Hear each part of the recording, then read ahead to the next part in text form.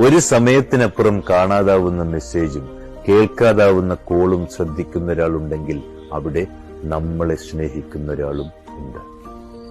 തിരക്കാതെ തിരിച്ചു വിളിക്കാതെ തിരക്കിലാവുന്ന ഒരാൾക്ക് നമുക്ക് എന്തു വന്നാലും ഒന്നുമില്ല. അവരുടെ ആവശ്യങ്ങൾക്ക് അവർ കൃത്യമായും തിരിച്ചു വരും. അതിനുശേഷം തീർച്ചയായും തിരിച്ചു പോകും. ഒരാൾക്ക് അർത്ഥമുള്ളതും മറ്റൊരാൾക്ക് വെറുമൊരു പതിവുമാകുമ്പോൾ സ്നേഹം വേദനയിലാവുന്നു. യഥാർത്ഥ സ്നേഹം നമുക്ക് എന്ത് കിട്ടും എന്നതല്ല, അവർക്ക് എന്തു വേണം എന്നതാണ്. വിശ്വാസം നഷ്ടപ്പെട്ടെടുത്ത് നമ്മൾ സ്നേഹത്തെ കൂട്ടുപിടിക്കരുത്. സ്നേഹം വിശ്വാസത്തിന്റെ തെളിമയിൽ തിളങ്ങുന്നത് പോലെ മറ്റൊന്നിനോടും യോജിക്കില്ല.